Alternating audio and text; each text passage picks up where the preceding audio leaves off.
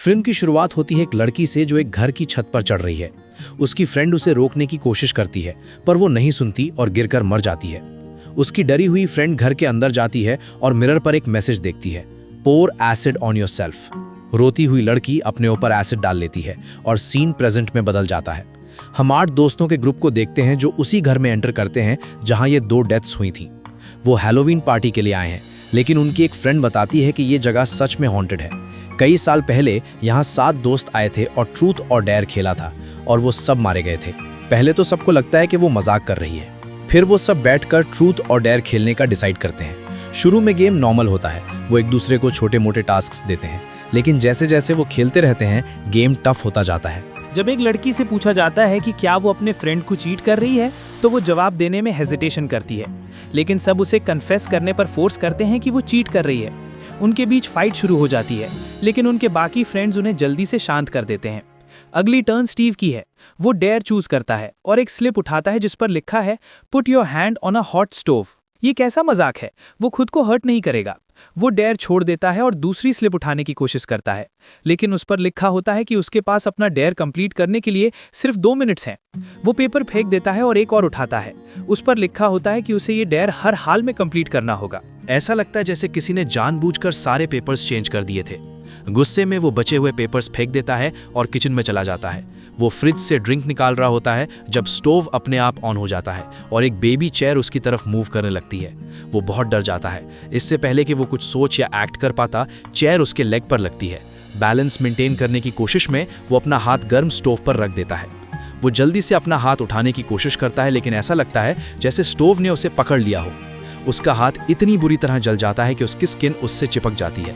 Stove बंद नहीं होता और वो अपना हाथ मूव नहीं कर पाता। टाइलर जोर से चिल्लाता है। उसकी चीखें सुनकर उसके सारे फ्रेंड्स दौड़कर अंदर आते हैं और उसे देखकर शॉक्ड हो जाते हैं। पहले तो उन्हें लगा कि टाइलर अपना डेयर कर रहा है, लेकिन टाइलर कहता है कि उसने ये जानबूझकर नहीं किया। वो अपने फ्रेंड्स को सब बताता है जो अभी अभी हुआ था। ऐसी स्कैरी स्टोरी सुनकर वो सब डर जाते हैं। वो टाइलर को वहां से ले जाते हैं और उसके हाथ कर मेडिसिन लगाते हैं। सब हैरान होते हैं कि क्या टाइलर के साथ जो हुआ वो किसी गोस्ट की वजह से था या उसने सिर्फ इमेजिन किया। जब वो ये सब सोच रहे होते हैं, टीवी अपने आप ऑन हो जाती है। एक स्कैरी वॉइस उन्हें बताती है कि वो गेम क्विट नहीं कर सकते। ट्रूथ और डेयर का ये गेम 3 राउंड्स का है। उन्हें 48 घंटों में कंप्लीट करना होगा, वरना वो सब मर जाएंगे। जबकि वो अभी भी शॉक में होते हैं, एक पेपर टेबल से उड़कर जैक्स के पैरों पर गिरता है। वो उसे उठाती है और देखती है कि उसे टाइलर की जली हुई स्किन जो स्टोव पर चिपकी है खानी होगी। वो ऐसा नहीं करना चाहती। सब इससे डर जाते हैं। वो जल्दी से निकलने का डिसाइड करते हैं, लेकिन तभी उनके 2 मिनट्स कंप्लीट हो जाते हैं। टीवी पर एक टाइमर शुरू हो जाता है जिससे पैनिक बढ़ जाता है। वो जल्दी से डोर खोलकर एस्केप करने की कोशिश करते हैं, लेकिन इससे पहले कि वो निकल पाएं, डोर जोर से बंद हो जाता है। घर से निकलने का हर रास्ता लॉक्ड है, इंक्लूडिंग सारी विंडोज, डोर्स और स्काईलाइट्स। बाहर निकलने का कोई रास्ता नहीं है। ये देखकर टाइलर रियलाइज करता है कि एक गोस्ट सब कुछ कंट्रोल कर रहा है। यहाँ डेफिनेटली कोई इविल पावर है। वो चाहती है कि वो गेम कंप्लीट करें, वरना बुरा होगा। ये सोचकर वो जेसी को कहता है, you must do your dare if you want us to live. बहुत कोशिश के बाद वो सब जेसी को किचन में जाने के लिए कन्विंस करते हैं। जैसे ही वो एंटर करते हैं, स्टोव अपने आप ऑन हो जाता है। ऐसा लगता है जैसे गोस्ट जेसी को अपना डेयर कंप्लीट करने में हेल्प कर रहा हो। जेसी अपनी हिम्मत जुटाती है और स्किन का एक छोटा सा पीस उठाती है और खाती है। ये उसके लिए बहुत डिफिकल्ट होता है। उन्हें लगता है कि डेयर ओवर हो गया है, लेकिन तभी एक फोन रिंग करना शुरू कर देता है। जब जेसी फोन उठाती है, एक स्कैरी वॉइस उसे बताती है कि उसे स्टोव पर सारी स्किन खानी होगी, तभी डेयर कंप्लीट होगा। ये सुनकर लाइट्स फ्लिकर करती हैं और चीज़ें अर्थक्वेक की तरह हिलने लगती हैं। सब बहुत डर जाते हैं और वो जेसी को अपना डेयर कंप्लीट करने पर फोर्स करते हैं। जैसे तैसे वो सारी स्किन खा पाती है और फिर रोने लगती है। उसके फ्रेंड्स उसे कंफर्ट करते हैं और वो सब डिसाइड करते हैं कि उन्हें नेक्स्ट डेयर से पहले एस्केप करना होगा, लेकिन सारे डोर्स और विंडोज़ अभी भी लॉक्ड हैं। वो एस्केप का रास्ता ढूंढने की कोशिश करते हैं जब उन्हें अपने पीछे पियानो बजने की आवाज़ आती है। डरे हुए सब पियानो की तरफ देखते हैं। कुछ रेड कलर में लिखा हुआ है। जैसे ही वो पास जाते हैं, उन्हें एक वार्निंग दिखती है कि अपना राउंड कंप्लीट करें। अगला डेयर टाइलर के चाइल्डहुड फ्रेंड के लिए है। उसे इलेक्ट्रिकल वायर्स पकड़ने हैं। अचानक 2 वायर्स नीचे लटक जाते हैं, जिससे लड़का डर जाता है। टाइलर उसे कहता है कि उसे उन्हें पकड़ना होगा, वरना सब मर जाएंगे। जस्ट ट्रस्ट मी, टाइलर कहता है। जैसे ही तुम ये वायर्स टच करोगे, हम तुम्हें सेव कर लेंगे। डरा हुआ लड़का वायर्स पकड़ता है और टाइलर जल्दी से एक ब्लैंकेट यूज करके उसे शॉक से फ्री कराता है। लेकिन वायर्स में हाई पावर है। डेयर तो हो जाता है, लेकिन लड़के को बहुत बुरा शॉक लगता है। वो फेंट हो जाता है और उसके मुंह से फोम निकलने लगती है। सब पैनिक करते हैं। उन्हें लगता है कि उनका फ्रेंड मर गया है, लेकिन लकीली लड़का जल्दी ही होश में आ जाता है। एक और डरा हुआ फ्रेंड कहता है इनफ इज इनफ, हम ये गेम और नहीं खेलेंगे। जैसे ही वो बोलता है उसके पास एक बड़ा मिरर खुल जाता है। मिरर के पास खड़ा लड़का जो भागना चाहता था उसे नेक्स्ट डेयर मिलता है। उसे अपनी नी तोड़नी होगी। सब टेरिफाइड हो जाते हैं और फिर उन्हें कुछ गिरने की आवाज आती है। एक बेसबॉल बैट स्टेयर से नीचे रोल करता है। उसके बगल में 2 लिखा होता है। ये देखकर वो जानते हैं कि उनके पास टास्क करने के लिए सिर्फ 2 मिनट हैं। सब डर जाते हैं। 1 मिनट बीत जाता है और लाइट्स फ्लैश करने लगती हैं। इसका मतलब है कि डेंजर बढ़ रहा है और टाइम कम हो रहा है। एक लड़की हिम्मत करती है, बैट उठाती है और अपने फ्रेंड के लेग पर मारती है। इससे ब्रूज आता है, लेकिन नी नहीं टूटती। चीजें और खराब हो जाती हैं। जैसे पहले हुआ था, घर में और स्कैरी चीजें होने लगती है। इससे डरकर एक और लड़की अपने फ्रेंड को बैठाकर लड़के की नी पर जोर से मारती है और फाइनली उसकी नी टूट जाती है। वो बहुत दर्द में है और जोर से चिल्ला रहा है, लेकिन कोई हेल्प नहीं कर पाता। ये देखकर एक लड़की बहुत नर्वस हो जाती है। वो हर हाल में घर छोड़ने का डिसाइड करती है, क्योंकि वो भागने की कोशिश करती है और रूल्स तोड़ती है। गेम और भी डिफिकल्ट हो जाता है। ऊपर से कई पेपर्स गिरते हैं जो उसे एक टास्क देते हैं। उसे सच बोलना होगा। क्वेश्चन पूछा जाता है कि क्या वो ड्रग एडिक्ट है। वो नो कहती है, लेकिन तभी उसे स्क्रैचिंग साउंड सुनाई देती है। वो पीछे देखते हैं और डोर पर लायर लिखा हुआ देखते हैं। इसका मतलब है कि लड़की झूठ बोल रही है। उसके फ्रेंड्स उससे फिर पूछते हैं are you a drug addict. वो फिर से नो कहती है। तब उसे एक टेक्स्ट मैसेज आता है जिस पर लिखा होता है you are a liar and now you must die. अचानक मेन डोर खुल जाता है। वो खुश होती है और बाहर निकल जाती है ये सोचकर कि वो फ्री है, लेकिन उसी वक्त एक शार्प स्पीयर डोर से उड़ता हुआ आता है और उसके स्टमक में लग जाता है। वो तुरंत मर जाती है। सब टेरिफाइड हो जाते हैं। सीन हॉस्पिटल में बदल जाता है। वो सब हॉस्पिटल में हैं। क्योंकि वो बुरी तरह से इंजर्ड है और एक लड़की मर गई है, पुलिस बीच में आती है। फ्रेंड्स एक्सप्लेन करने की कोशिश करते हैं कि उन्होंने उसे नहीं मारा, वो उनकी फ्रेंड थी। वो पुलिस को सब बताते हैं जो हुआ था, लेकिन पुलिस उन्हें बिलीव नहीं करती। उन्हें लगता है कि ग्रुप झूठ बोल रहा है और कुछ बुरा प्लान कर रहा है। कार्टर वो फ्रेंड है जो सबको घर लेके आया था। एडिसन उसके बहुत क्लोज थी। वो उसकी डेथ से बहुत सैड है, इसलिए वो अपने कैमरा पर उसके वीडियोस देखता है। वो उसके रूम में है और वहाँ चीज़ें रिकॉर्ड करना चाहता है। जैसे ही वो अपना कैमरा उसके बेड पर पॉइंट करता है, उसे उस पर ब्लड दिखता है। वो डर जाता है। तभी एक ब्लडी ब्लैंकेट नीचे गिरता है और एडिसन की बॉडी अपीयर होती है। उसे डराती है। वो रियलाइज करता है कि ये एडिसन का घोस्ट है। जब वो कैमरा से मुंह मोड़ता है, उसे वहाँ कोई नहीं दिखता। वॉल पर हैंग वर्ड अपीयर होता है। उसे पता है कि गेम उसके घर तक आ गया है, उसके फ्रेंड की डेथ के बाद भी। वॉल पर ये राइटिंग कार्टर के लिए एक थ्रेट है। अचानक विंडोज और डोर्स लॉक हो जाते हैं। कार्टर जोर से डोर पर बैंग करता है, चिल्लाकर हेल्प हेल्प बोलता है, लेकिन कोई उसे सुन या हेल्प नहीं कर पाता। अचानक सीलिंग से एक रोप लटकती है। एडिसन का घोस्ट रोप पकड़ता है और कार्टर को बुलाता है। जब वो रोप की तरफ नहीं जाता तो रोप अपने आप मूव करती है, उसकी नेक के अराउंड रैप हो जाती है। कार्टर का कैमरा ये सब अपने आप रिकॉर्ड करता है। ये क्लियर है कि एक अनसीन फोर्स कैमरा को कंट्रोल कर रही है और वो ये वीडियो उसके सारे फ्रेंड्स को सेंड करती है।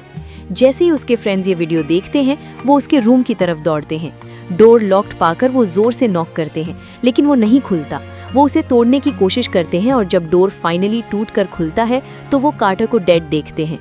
रूम को देखकर वो हॉरिफाइड हो जाते हैं। वो उसका लैपटॉप देखते हैं जहां लिखा होता है राउंड 2। राउंड 1 ओवर हो गया है और राउंड 2 शुरू हो रहा है। ये देखकर वो टेरिफाइड हो जाते हैं। उन्हें पता है कि वो गेम क्विट नहीं कर सकते। तो एलेक्स घर और वहां रहने वाले लोगों की रिसर्च करना शुरू करती है। उससे पता चलता है कि घर सच में हॉन्टेड है और वहां सालों पहले भी एक सिमिलर गेम खेला गया था। पूरा ग्रुप मर गया था एक्सेप्ट फॉर एक लड़की जो सर्वाइव कर गई थी। ये वही लड़की है जो मूवी की शुरुआत में थी, जिसने अपने ऊपर एसिड डाला था। वो उसका घर ढूंढते हैं और उसे गेम के बारे में पूछने जाते हैं। लड़की एक्सप्लेन करती है कि वो गेम और उसके डीमन से भाग नहीं सकते। उन्हें साथ मिलकर उसे कंप्लीट करना होगा, otherwise you will all die. Best होगा कि गेम हॉन्टेड हाउस के अंदर ही कंप्लीट किया जाए। इस तरह उनके पास जीतने और जिंदा रहने का बेटर चांस है। उसकी एडवाइस फॉलो करते हुए वो घर वापस जाते हैं। रक को सबसे पहले अपना डेयर मिलता है। वो मैगजीन जो वो पढ़ रहा होता है उसके वर्ड्स फेड हो जाते हैं। सिर्फ एक सेंटेंस बचता है, रॉब अ गैस स्टेशन। उसे जाना होगा और एक गैस स्टेशन लूटना होगा। एक गन अचानक उसके बेड पर अपीयर होती है। वो बहुत नर्वस हो जाता है। वो अकेला जाना चाहता है लेकिन उसका फ्रेंड उसके साथ जाता है। वो गन लेता है लेकिन अपने फ्रेंड को कार में वेट करने को कहता है। वो गन के साथ गैस स्टेशन के अंदर जाता है। जबकि वो ओनर पर गन पॉइंट करता है, डरा हुआ ओनर उसे पैसे नहीं देता। इंस्टेड वो अपनी गन निकालती है और उसे शूट कर देती है। वो पहली शॉट में मर जाता है। जब फ्रेंड्स ये सुनते हैं तो वो और भी डर जाते हैं और हॉन्टेड हाउस के अंदर ही रहने का डिसाइड करते हैं। वो अपने डेयर्स कंप्लीट करेंगे और एक दूसरे की हेल्प करके सर्वाइव करने की कोशिश करेंगे। अगला डेयर टायरा के लिए है। उसे पॉइजन पीना होगा। अचानक एक ग्लास पॉइजन से भरा हुआ अपीयर होता है।